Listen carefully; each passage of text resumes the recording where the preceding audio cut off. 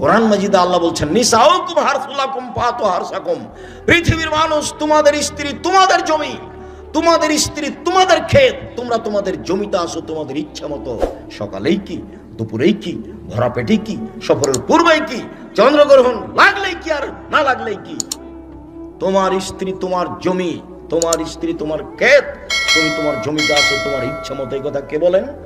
আল্লাহ বলেন। আর লেখক বলছেন যে ভরা পেটে স্ত্রী মিলন হলে ছেলে টেরা হবে। জাতি আপনাকে মুখে ফাঁকি দিচ্ছে, কলমে ফাঁকি দিচ্ছে, মিডিয়ায় ফাঁকি দিচ্ছে। সম্মানিত দিনী ভাই বোন, বলছিলাম এক, আল্লাহর নিকটে হওয়া যাবে, দুই, পাপ মিটে যাবে, তিন, পাপ থেকে দূরে সরে যাবে। বলছিলাম তিনটি পাপের কারণে তিনটা বিপদ নেমে আসে। এক নাম্বার পাপ, মানুষ যেদিন নেশাদার দ্রব্য পান করবে, দুই, মেয়েরা যখন নাচবে, তিন, এই যে জারাবুল মাযেব যখন বাদ্যযন্ত্র প্রকাশ পাবে, সব দোকানেই বাজনা বাজে, প্রায় সব মোবাইলে বাজনা বাজে, প্রায় সব দোকানেই বাজনা বাজে। এইভাবে বাজনা বাজলে গান বাজনা চিরদিনের জন্য হারাম, গান বাজনা চিরদিনের জন্য হারাম। আব্দুল্লাহ ইবনে উমর বলছেন আল্লাহ নবী বাজনা শব্দ শুনলেন, দুই কানের ভিতরে আঙ্গুল ঢুকিয়ে দিলেন, ফানান ইত্তারিকে রাস্তা থেকে দূরে সরে গেলেন, গিয়ে বলছেন আব্দুল্লাহ ইবনে উমর এখন কি তুমি বাদ্যযন্ত্র কিছু শুনতে পাচ্ছ? জি না, আমি শুনতে পাচ্ছি না। তখন তিনি আঙ্গুল তার কান থেকে বের করলেন। আর আপনার দোকানে গান বাজনার ওগুলো ভাড়া পাওয়া যায়। কে যে আপনাকে এগুলো বুদ্ধি দিল?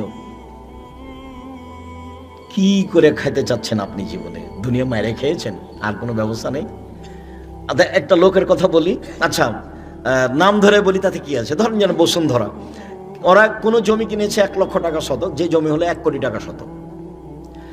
তো মরিচের গোড়া বিক্রি করে কি হবে? 1 শতক জমিতে যত টাকা লাভ করবে, মরিচের গোড়া বিক্রি করলে 10 বছরে তত টাকা লাভ হবে না। কিন্তু দেখেন আপনি রাস্তাঘাটে লেখা আছে মরিচের গোড়া বসুন্ধরা, আটা বসুন্ধরা, টিস্যু বসুন্ধরা, মানে উপার্জনের সব পথ ঘিরে ধরেছে। ব্যবসা করলে একটু চিন্তা ভাবনা, ঘুমের ঘরে ব্যবসা করতে হবে। ঘুম থেকে আর এত টাকা গেল কোথায়? মানে ওকে খুব ভালোবাসা দিয়ে ব্যবসা করতে হবে, এবং জীবন বাজি রেখে রিস্ক নিয়ে ব্যবসা করতে হবে, এবং সত্য কথায় ব্যবসা করতে হবে। হার জিত পরে নবী যে কথা বলেছেন, নবীর সাথে আমি জান্নাতে থাকবোই যে কোনো মূল্যে, এই জন্য ব্যবসা করছি। অসহায় মানুষের পাশে দাঁড়াবো এই জন্য ব্যবসা করছি। টাকা দিয়ে জান্নাত কিনে নেবো এই জন্য ব্যবসা করছি। মনটা আপনার বড় হতে হবে এরকম।